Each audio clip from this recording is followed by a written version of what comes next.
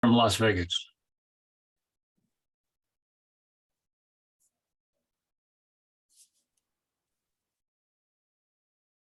It started.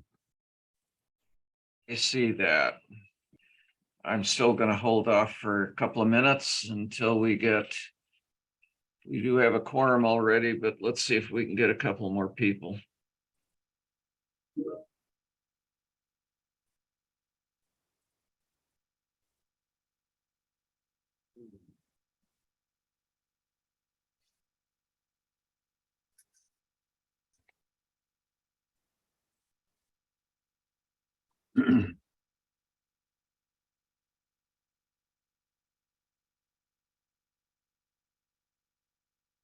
Before we get started, Ken, Yeah. a sideline question. There was an article in the IJ the other day about insurance companies being reluctant to recognize properties where fire mitigation had taken place, and they were still canceling policies. That's a sweeping statement and far too broad. But is there any truth to the story, or any way we can, not we collectively, but just the public, where we've done our due diligence, knock on the door and say, wait a minute, pay attention to what we're doing? Yeah, so great question, Stan. And that goes back to the fact that insurance companies are making sweeping maneuvers. They want to get out of the state of California and then come back as a non-admitted carrier so they can get out under Prop 103, where they can't raise rates fast enough to make them happy with the exposure. So, you know, as that gentleman said that I brought on as a guest, he said, hey, go to the direct writers direct, all states, take pictures, plead your case in the marketplace. And that's how you protect yourself. Yeah, if you're going to do that, you're going to want to do it well in advance of your renewal date, and you'll want to get a loss run. Got a policy that's actually renewing tomorrow, 17% increase. Wow. So What carrier is that with? let me, I'd have to look it up. That sounds like Travelers. Yeah, anyway. I'm AAA and I was just renewed, so. Yeah, this is Okay. this isn't a homeowner policy. This is apartment buildings. Okay, it being 4 o'clock and we have a quorum, I am going to gavel the meeting to order. It's the September meeting of the San Rafael Fire Commission. And I think the first thing to do, which we didn't do last time, was to take roll. I'm Larry Luckham, the chair. I'm here. Next would be Nadine. Hi. Acknowledging her here. Ken Johnson here. San Burford, Donna McCusker, Tom Weathers, Fire Chief Darren White. Good afternoon, everybody. Do we have anybody, a member of the public involved, either Lindsay or Kate? As far as I can see, so I'm going to move on to the next item. Everybody had a chance to look at the minutes from last month. Yes. And given that, do I have any motions with regard to the minutes from last month? I move they be accepted as presented. I second. Okay, all in favor, say aye. I, Aye, passes unanimously. I abstain. Excellent. We've just, David, we just approved the minutes, so you got dodged right out from under that one. And Good thing. speaking of All right. minutes, sorry, do we know who's keeping this meeting's minutes? Let's see. I Yeah, Dave, actually, you're designated to take Thank you. minutes this meeting, so good thing you Okay. just dropped in. So who did the motion? and what was the vote? Motion was, Burford moved. and Nadine seconded. Wait, who provided the motion? Stan Stan. Okay. moved And and I seconded. abstain, David, Okay. because I wasn't here last month, so I abstain. Okay. All right. Thank you. We move right along.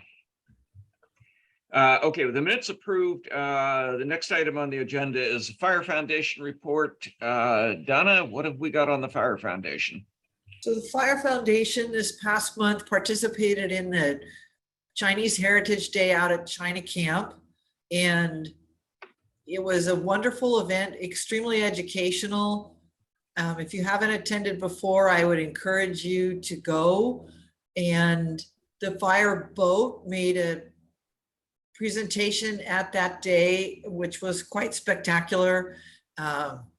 Our pilot and co-pilot of the boat did a tremendous job putting on a water show.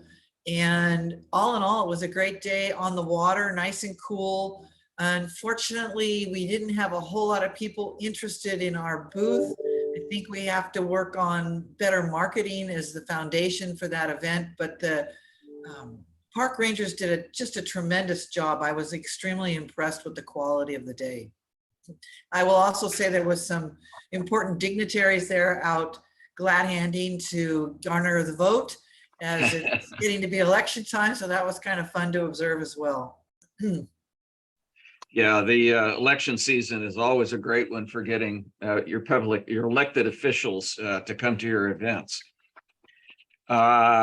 Okay. Oh, and I should say as well, forgive me. We all received a photograph, I believe. If not, I'll forward it. Did you lose me just now? Yeah, I think we do have it. Let's see. Of the donations that were made to the fire stations by the foundation. And so that did transpire, which is wonderful. Excellent. Excellent. Okay, appreciate that. There's nothing on the agenda for historic, but I will add one thing. And that was going through a box of old records last week. I came across an interesting thing. It's of course, I can't put my hand on it because it was right where I was going to pick it up and it has disappeared. Anyway, what it was, it's a pamphlet, small pamphlet that was printed by the San Francisco Fire Department in 1950. This copy actually belonged to Chuck Daniels. There are a number of you that probably knew Chuck.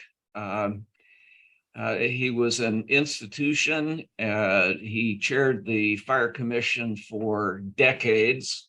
And back in the late 40s, went to work for Marin County as an arson investigator. Worked for the county, worked for San Rafael, and worked for the Sheriff's Department various times. In those days, the fire and arson investigator was actually a law enforcement officer. So not only did Chuck investigate the origin and cause, but he made arrests as well. And I had previously come across a number of his reports, including the monumental report on the Mar Vista Motors fire, which happened on a parade day many, many years ago on 4th Street. Accidental fire that cost the life of 2 San Rafael firefighters when the building collapsed. So that's kind of interesting. I have scanned that and I'm going to put a copy of it up on the Photo 50 site so that you can take a look at it. It's fire science has progressed an awful lot since 1950. There are some things that sound kind of familiar and other things that you realize are the old way, and we don't do it that way anymore. But really quite interesting. Larry, what's the Photo 50 site? It's www.srphoto50.com. That site is one that I created many years ago. There's a lot of historical stuff, fires that I responded to, programs that I was involved in one way or another. And back in the days when I did annual photo books, there are digital copies of those also on that website. So for anyone that's interested in doing it, interested in looking at it, there's a lot of stuff there. Okay, I'm going to move right on to commissioner reports. And as usual, we'll put myself in the end of the line and we'll go with Nadine. Hi, nothing to report on today. Thank you. Okie doke. Tom, what do you got I for was- us? Where were you last month? Where was I last month? I'm trying to think. I think I was in Southern California. Okay. I was flying down. It got really busy work-wise. So I was meeting with a bunch of different tribes, Bureau of Indian Affairs, EPA, state on a bunch of water issues and some other things. And unfortunately, I caught COVID at some point flying up and back. And about 2 weeks ago, and I was in bed for a week and I couldn't move. It was horrible.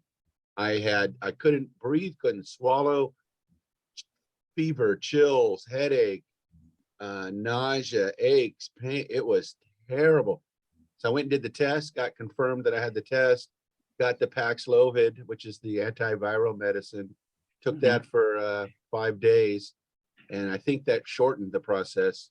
So by the 5th day, I think I was able to get out of bed and start to function again. And then by the 7th day, I was testing negative. So quarantine in my bedroom, and my wife left a little tray of soup and Yeah, crackers. food at the door. Yeah. So I was surprised at how hard it hit me. I don't recommend getting it. It was rough. It was rough. So, but I bounced back, knock on wood. No lingering effects, no fog, no nothing. So hopefully it's behind me and I have some immunities for a couple months until the new variant comes out. So that kind of wiped me out for a good week and a half this month. But I'm back in the office, although tomorrow I got to travel up to Oregon for work. So, and it's funny because I travel and people like in Southern California pretend there's no COVID anymore. Nobody wears a mask. No one does anything. And I'm literally the only one that wears a mask and I still caught the damn thing. So I don't know. It's strange when you leave the Bay Area, people just ignore it or assume it's like the flu and they'll just deal with it. But I tell you, it was one of the worst flus I've ever had. It was really bad. So be careful. There's my recommendation to you all. Continue to wear the masks and we'll see where it goes from there. The only thing I would report substantively is that I interviewed yesterday with the Marin County Board of Supervisors and was reappointed to the Marin County Board of Assessment Appeals. So I hear tax appeals in the county. So I was honored to get reappointed to that. And then on the fire front, no, I've been watching the fires. I've got a good friend who lives up by Weed, which is up on I-5, and some of the fires up there, they get close-ish to him. And so he's a little worried about that, but nothing nothing substantive, like anything to report. So I'm good. It's good to see all your faces. And I hope you're all doing well. All right. Well, we hope you are too. So stay well. Thank you. And we'll get to the vaccination issue in a minute. But Ken, you're on. Sure. I always try to bring something for you guys. Larry, can I share a screen just real quickly? Go right ahead. Can you see this screen deal here? Not yet. Not yet. Not yet. There we go.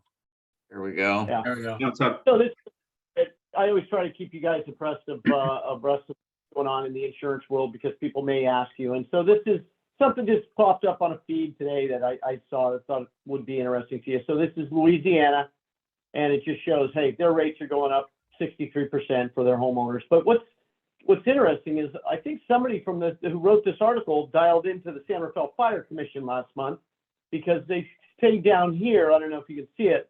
Mhm. It Reinsurance, says, yeah. yeah, current state of the reinsurance marketplace contributing to the high rates, and you guys know that. But what's interesting is everybody goes back to their little slice of their world.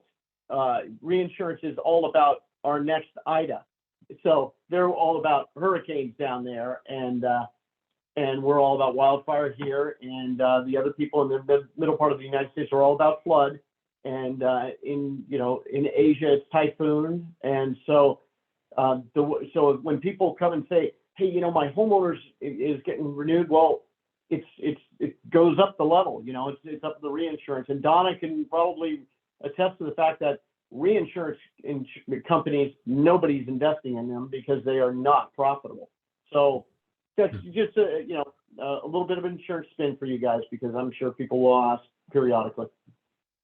That's all I got, Larry. Okay, interesting. Well, as I mentioned earlier, and I don't know if everybody was on at that point, I've got policies renewing tomorrow on apartment buildings, and the rates went up 17% from last year.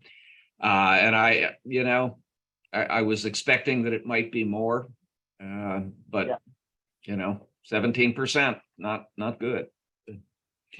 Anyway, okay. Dave, what can you tell us that's new and fascinating?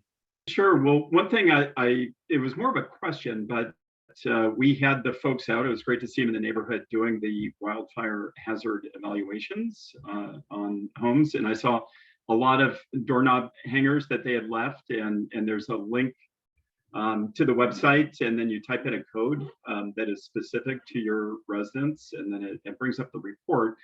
Now, one thing that I would just call out, and as you guys know, I work in the technology industry, and as a part of that, I'm extremely paranoid about data privacy and databases compiling a lot of information. And so the one thing that gave me a little bit of pause, like I typically just do not enter name, address, phone numbers. Even your personal phone number now is a piece of PII that's very valuable and sits in databases. So I know there's a certain amount of that you have to have as a part of getting the report, but I was a little bit, I didn't do it because I didn't want to give that level of information. I think a lot of other people could feel that same way. I don't know, maybe I'm a little closer to technology issues, so I'm a little more paranoid about it. But it was one thing that I just wanted to mention, and maybe we can talk about it, Chief, maybe in the Chief's report or at some other point. But I know there are some people who may be dissuaded from entering that information. Is there an alternative through which the reports about their residents and any mitigation they need to be responsible for on their property, could that just be, put in their mailbox or put on their front doorstep, or in some ways that they don't have to log in and have their information go presumably into a database somewhere? That brings up a question, and we can throw it back to the chief, whether or not vegetation management inspections on individual homes become public record. Well, I'll say this. You can make a public records request. We've had several actually come through recently. Our staff has been pretty good about vetting and making sure that we've had a conversation with our legal counsel to ensure that we're not providing information that could be private information to concerned neighbors, as an example. And so with that, sometimes we provide information, but it's redacted heavily. And so you won't have names, you won't have a lot of details. the challenge is you've got very persistent community members that keep wanting to press to get the information. So they can find out what the violations were, but they won't be able to determine who's the homeowner, what the address is, things of that nature. But if they are paying attention to what's going on in their neighborhood, they can make a guesstimate at what the challenges are that they see, and then cross-reference the public information that they've received to determine which of those individuals probably have that property. And so it's been an ongoing concern for a lot of individuals, especially when you have photographs of your property attached to the inspection, perhaps, because now you're looking in people's sides and backyards. And so you just want to be mindful of what you're able to share with individuals when they place those requests. But we're doing our due diligence to ensure that we're not releasing sensitive information. And we had this same situation begin to surface as we migrated into the use of portable technology and mobile devices to conduct inspections where I came from in Oakland. And so to the question on whether or not there's an alternative, you know, if we start to see or probably hear from a lot of members of the public that they have significant concerns about this, like Commissioner Funkles wrote, I think what we could do is perhaps offer that we go back to providing paper copies to those individuals so they have that as a form of reference in their mailbox or in their mail slots, or even hung on their door as an alternative. I don't know that there's any other alternative that's technology based that would meet the request of trying to ensure your privacy. Yeah, I can, one comment that I would offer on that. One of the courses that I took as part of the investigator training was the use of social media in investigations. And it's quite amazing the amount of information that's available out there, even not using law enforcement resources. It's possible to tie someone's vegetation management inspection with tax records, for example, that are public information, and get the name and things like payment history, all kinds of things, and going from there into consumer databases and what have you. If you know how to do it, you can put your hands on a lot of information. And, I've done that a couple of times in investigation situations, and was surprised that even not using the law enforcement databases, awful lot of stuff is available. So It shouldn't really. It shouldn't privacy be a huge, almost is a thing of the past. I'm sorry. Go ahead, Stan. shouldn't be a huge surprise as to how much data is out there. I can take you quickly back to the 70s and 80s, and in the stations I worked at, we had a book. It was as big as the largest dictionary you've ever seen, and it was simply the cross directory for San Francisco.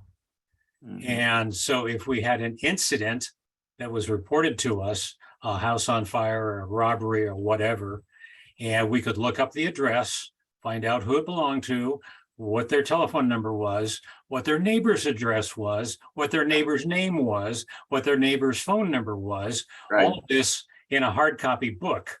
Yeah, all of that's available online. online So today. It's an evolution of just data is data is data, and it's everywhere.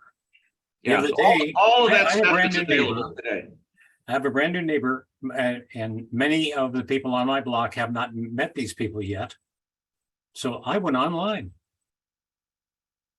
I got to LinkedIn, found out who he was. I got his college, his degree, his age. I mean, it's crazy the amount of information that's out there Yes. in a story. Yep, absolutely true. And your cross directories brings back a memory, because up until about 1970, 411 information operators Yeah. sat with a set of directories exactly like that. They had the white pages and they had the yellow pages. And the pages, yeah. difference between the phone book that was delivered to your doorstep and what they had was that theirs was a larger format. It was loose leaf. It was reprinted in total monthly, and green sheets, the daily supplement, were added every day. And it just so happens that I was involved in the computerization process that put all of that stuff online. So it's just, back in the day, we were doing Google before there was Google, That's right. before those guys were born. Yeah. But the technology is there and all that data is readily available. Okay, Stan, do you want to add anything else? In my case, I had two things that popped up. The fire department hotshot that was posted not too long ago, along with all the incidents reported, was one of a rescue, and the chief may talk about this later, in China Camp, where it employed the CHP helicopter to extricate a motorcyclist who was involved in an accident. All I can say, leaving identities aside, is he's my neighbor and he's doing well. One question that popped up in my head talking about the vegetation management inspections: is there anything we should or can do as commissioners as we go through San Rafael and see something that would appear to be in violation of the new rules? If so, what, and if so, to whom? So I went down that rabbit hole recently, and I have a really good contact that I met coincidentally out at the China Camp event. I will get that information to the commission.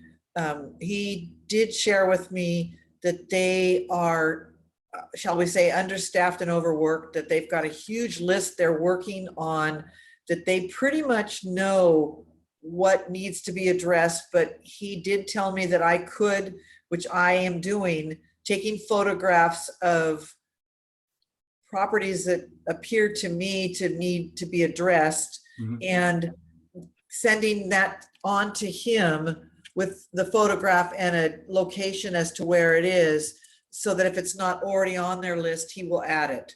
Okay. So yeah, I've got a contact for us. It was very fortuitous that I met him out at China Camp, and I'm happy to say we've got to go to. Good.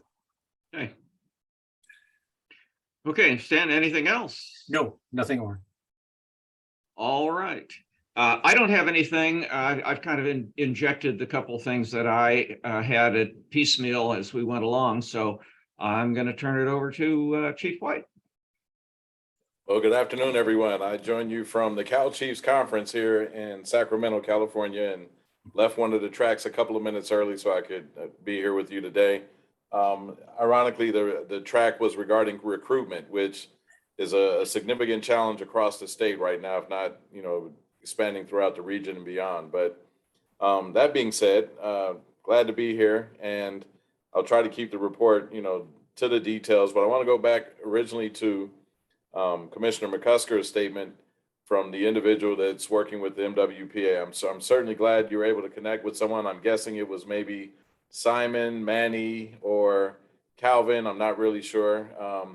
Could have been Kate, could have been a few other individuals. But I've got to say, understaffed, overworked does not really clearly resonate with me. And I say that because, as Nadine can attest to, we've hired an abundance of personnel to get this work done. And I mean, we've got a pretty robust Marin Wildfire Prevention Authority Vegetation Management Unit here in San Rafael. So the thing I think they are probably referring to more than anything is just the fact that there are several hundred properties that are out of compliance, and now the workload involving those properties is what's really beginning. So that's where they're going to be, really putting a lot of emphasis and focus on ensuring compliance with those properties. And then moving forward, we're hopeful that everyone's going to maintain, given the expectation has been laid out and given that enforcement is going to take place, and they can see clearly the enforcement has consequence if they fail to come into compliance. And so we're still trying to work with quite a few individuals who are in various stages of completing the expectations to maintain their status and compliance, but there are others who just are indifferent or for whatever reason want you to take them to the full extent of the law before they're willing to comply. And even then, maybe they're just going to have to pay and they don't care. I'm not really sure. We know there's every now and then a small percentage of folks who, for whatever reason, don't necessarily appreciate authority or being told what to do on their own personal or private property. And so we have to use the tools at our disposal to try to compel compliance. And so I get calls periodically, as do some of those staff, regarding concerned neighbors within their various neighborhoods about properties that they see are not in compliance several months into our inspection program. And so I try to assure them that our goal is to ensure that we're moving forward in a proper manner so that we don't somehow or another stumble over ourselves in trying to gain compliance. And so we're working closely with staff to ensure that our compliance and enforcement models will stand up to whatever comes forward as we move forward incrementally to address those who are not in compliance. And so we're working on that. That's going to be an ongoing thing, as you might imagine, but hopefully at some point those numbers will be down to perhaps less than 2% of those that we inspect. So I just wanted to speak to that. And now I'll move right into the Marin Wildfire Prevention Authority conversation. Just recently, well, at the time of the drafting of this document, we had not held the most recent meeting that was referred to regarding the Citizen Oversight Committee's recommendations to the Board of Directors. And so that meeting was prompted because those recommendations, there were several of concern. There were multiple recommendations, but there were several of concern to the Advisory Technical Committee, to the Executive Board of the MWPA itself, and as well to our Ops Committee, because when it gets right down to it, those members that are within those various committees are responsible for a lot of the reporting, a lot of the work, and these individuals are doing that usually separate and distinct from the work and responsibilities they already have within their various agencies. And so the ask in some instances were being, we won't call it mission creep, but it was becoming more policy oriented or potentially more steering the wheel or steering the car, if you will, than it was to just having oversight and making recommendations for improvement. And so we huddled up the Ops Committee, the Advisory Task Force personnel, our financial individuals from within our different agencies. I had Thomas Wong, my senior management analyst. Novato had someone from their senior management analysts, and as did the Marin County Fire Department, discussing what could be done to address some of those recommendations and what we thought was a good counter proposal in some instances. And so with that, we thought we'd need to have 2 meetings. I think we knocked everything out in 1 meeting, and all of that information is going to be compiled and drafted as part of the response to the Citizen Oversight Committee's recommendations. And we'll see how things move forward with the Board of Directors and they receive our, I won't call it a rebuttal, I'll just call it a response to the request and the recommendations. That being said, we certainly appreciate the Citizen Oversight Committee for the role that they have and the work that they do, because we know ultimately they're looking to ensure that the money is spent in the manner that it was supposed to be spent based on the measure. But when it gets so granular that you're asking how much money in each project is left over, where are you going to spend that money next?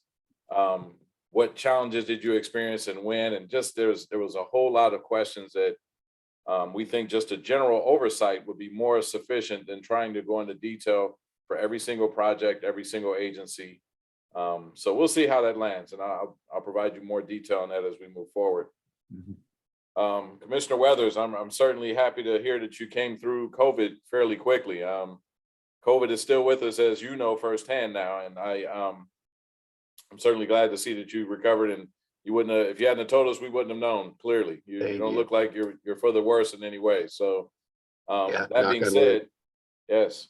That being said, at the time of the report, 1 million new vaccinations were being provided to California for the what they consider to be the existing variants, the Omicron and some of the subvariants. And it was designed, but those vaccines were designed specifically to target those variants with the goal of ensuring that they reduce the number of individuals who may be infected, hospitalized, and or potentially receive a fatal infection. And so Pfizer and both Moderna have created what they believe are targeted vaccines. This fall and winter, as you might guesstimate, we're anticipating we would see an increase in infections again, much like we did for the last 2 years. But the hope is, as more people ages 12 and older take those vaccinations, the newest ones, we won't see this continue to be an ongoing issue. But again, I'm not sure how this is going to go because, as I've said in the past, I believe 100 years ago, the great overwhelming majority of community members decided to be vaccinated, and that drove down the potential for the Spanish flu to become a lingering problem that could resurface and or alter into multiple variants over an extended period of time of several years or even a dozen years and create long-term challenges for trying to effectively eradicate the virus. In this particular case, I think we've got very high rates in our communities, but we've got a good percentage of folks, somewhere ranging from 20% and greater in some communities, who have opted not to be vaccinated. And so because of that, the risk is still there. But we'll see. We'll see if the variants and or the new variants that surface become more of a problem because they've gotten more wiser, if you will, or more capable in their altering of attacking immune systems in a different manner. So we'll see. Question for you, Chief. What's the status of fire personnel who've refused to take the vaccine? Fire personnel who've opted not to take the vaccination, they placed a request for either an accommodation or an exemption based on their religious and or medical conditions. And so given that, the decision was made to accommodate those individuals who had legitimate or had been determined to be allowable circumstances. And so with that, there was no one turned away and told that, you're going to be terminated or disciplined for failure to do so. But as you start to look at what's going on within the county and now moving forward to the federal government, testing requirements, as an example, are starting to fall off. And so with that, you can't continue to hold our members in the fire service and law enforcement to a standard that's above and beyond what the general public is facing right now. So I anticipate as the county and the state and federal government start to remove some of those previous requirements, we're going to continue to see our members just, have not be required to mask, as an example, or not be required to vaccine or test. So that's the evolving dynamic we're facing right now. So with that, the recommendation is it's been on average several months since many people have taken the vaccine. And so since you passed that window of time, they think that this vaccine is actually going to be timely for folks to start trying to take and ensure that, they've let enough time elapse before they start the new round of vaccinations. And they mentioned that if you have already had a couple of boosters, for instance, myself, I've had 2 and I'm over the age of 50, that, or 3, or if you're immunocompromised, that you go right on ahead and you're eligible to get the newest vaccination. So given Commissioner Weathers and some other folks that I'm aware of who are still facing COVID, I think I'm going to be in line to get this next one, which, for me, I just recently got the shingles vaccination. I got the flu in the other shoulder. I've had multiple boosters. I've had the COVID vaccine, both first and second, and now I'm moving forward with this. I have to say at some point I am concerned about what am I actually introducing into my body with such a regular cadence now.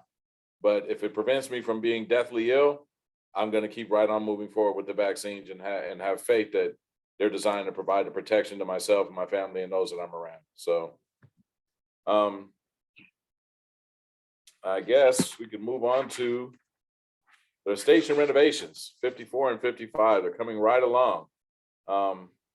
It's great to see things evolve as rapidly as these have evolved. And when you look in, you see them starting to move beyond the framing upstage, when you see that they're actually now starting to take shape, and you can see the outlines of where windows and doors will be, and the apparatus bay concrete has been poured, and these things, you start to realize that things are really getting a lot of traction. And so I wouldn't be surprised if they actually finish ahead of schedule. There are some dynamics I can't really speak to right now involving one of the site superintendents. And so given that, we're going to see how that works moving forward based on that individual's history of negative interaction with our personnel. And I've shared my frustration with that today, as have others. And I think we're going to try to take some meaningful steps to improve the relationship there. Not for wanting to having tried in multiple instances in the past, but just, sometimes you deal with individuals who are not as collaborative or respectful as they should be. And that's what we seem to be facing right now on one of the sites. And so just so you're aware of that, in case there's some fallout down the road, I'm giving you just a glimpse of what's going on right now. Multi-company training evolutions. I'm pleased to report that there was a lot of, how should we say, excitement. It seemed like some of the members were pretty excited and happy with some of the training that Captain Ryan Goodwin provided when he organized a multi-company drill back in late August. That kind of just tested everyone and took them out of their comfort zones and got individuals a chance to rotate into different assignments as they continue to do those evolutions. And so those 3 evolutions really worked on bread and butter skills, our basics. And I'm really happy to see that, because I think as we come out of I hope come out of the pandemic, we're seeing that clearly there's some areas where we have not had a lot of muscle memory because training was disrupted for a while. Maybe we haven't had, a significant number of incidents that we should be preparing for. And I tell everyone, training is critical to, what we do, much like training is critical to law enforcement, training is critical to the military. If we're not training and something happens, we're not prepared, we're not at our best, we're not as efficient, we're not making the best decisions, and we're certainly maybe not helping the community that we're supposed to be helping, and potentially putting ourselves in a predicament we don't want to be in. And so the way to ensure that we're not in those situations and we're doing our best is to train as frequently as we can, and especially sometimes on those seldom used skills, because as I think it was Commissioner Burford stated, there was an incident where CHP had to come and extricate someone. We've been actually doing some exercises and drills with the CHP in the past. And so as you understand what the dangers are involving the rotors and the helicopter blades and what they need from you when they're trying to land and or take off, these are those things that you don't want to be remiss in, because that's a very dangerous environment. And I can tell you, I had a very, very harrowing experience when we were doing specialized drills in my previous organization, where someone failed to release a strap that had gotten hung up on a turret on our fireboat, and the helicopter started pulling away, and the tension on that started to pull the helicopter down towards the water. And I don't mean in a manner that would have been just resting on the water. I mean with the rotors and blades starting to pull the other way. It was those types of things that we call near misses that involved members that are here in Sacramento that were actually coming down to assist in that exercise. So this was one of those situations where it's a near miss and there's going to be a lot of follow-up and a lot of conversation. And so those are the things you really want to drill and train for, because if you don't, you didn't help the situation, you made it worse. And so that's key. That's key, and it's important. And we've got a lot of new members in the organization right now. So I don't want to overemphasize training, but I certainly want to emphasize it. And so that's what you were seeing also in some of the photographs in the report, with some of our newer members also going through some of the training as well, our most recent recruits who are now on the line moving forward under their probationary periods. And as Commissioner McCusker stated, we also had a presence at McNears Beach at the China Camp Heritage Day event.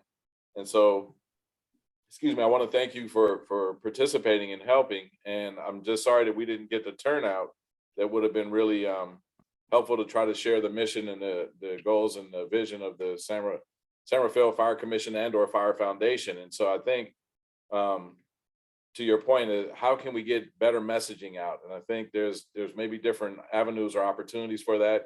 I'll speak with Thomas Wong, and I'll speak with our deputy chief and a couple other individuals to see what we can do to approach this from an emergency management side, a Marin Wildfire Prevention Authority side, and a suppression side, so that we can at least push information.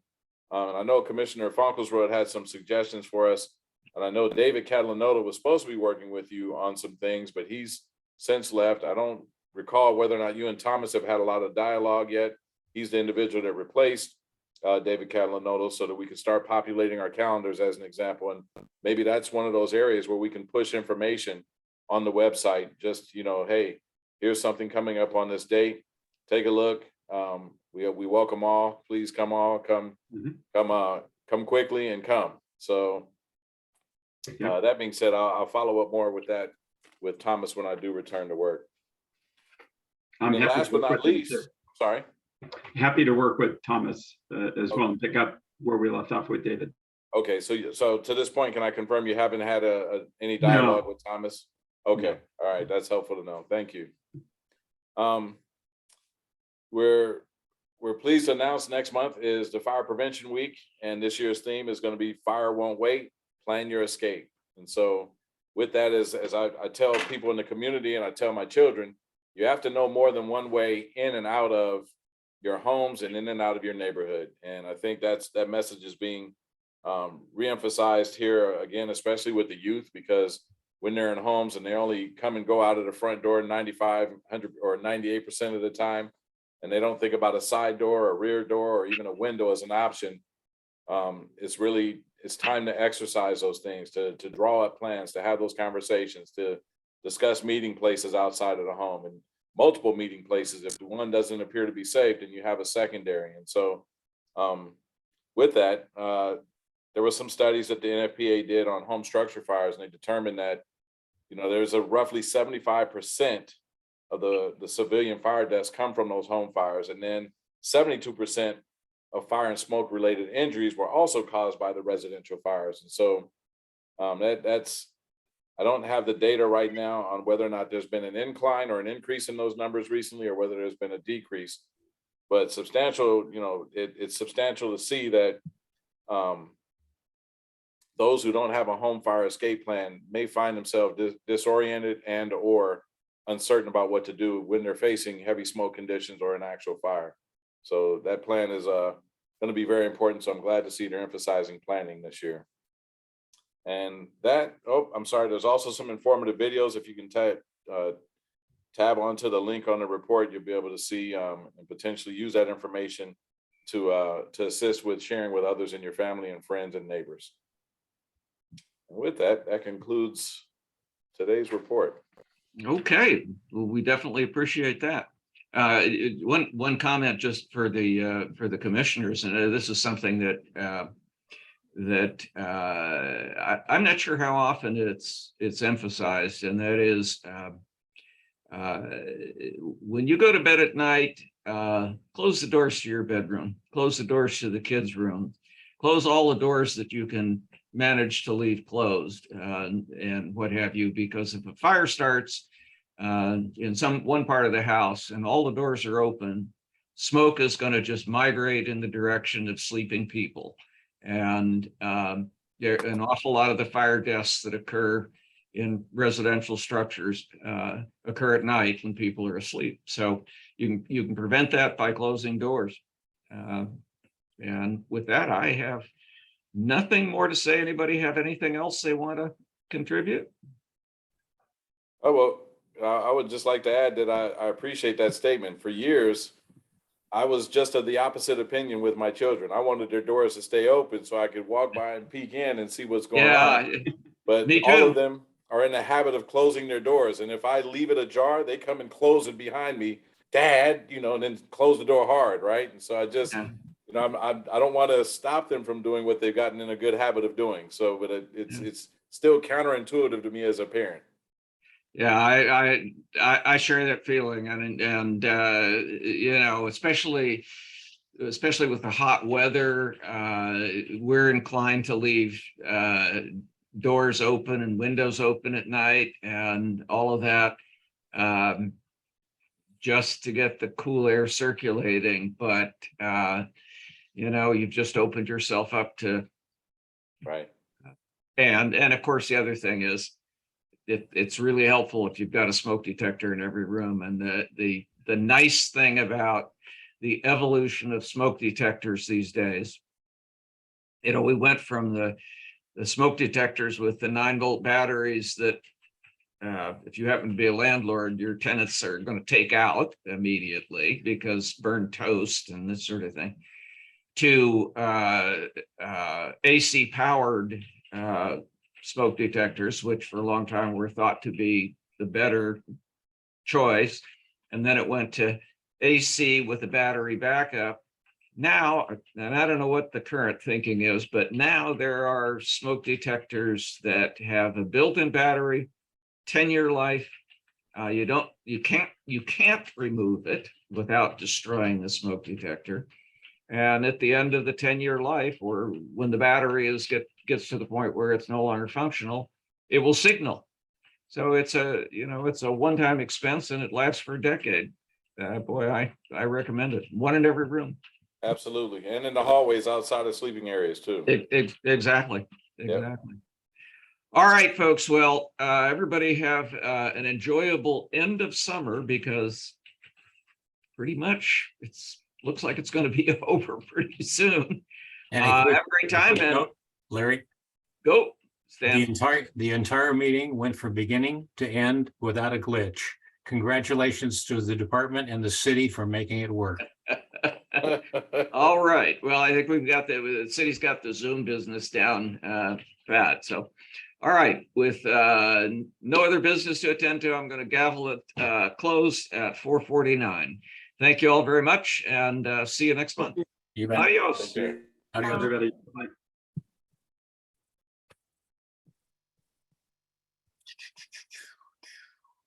Boom.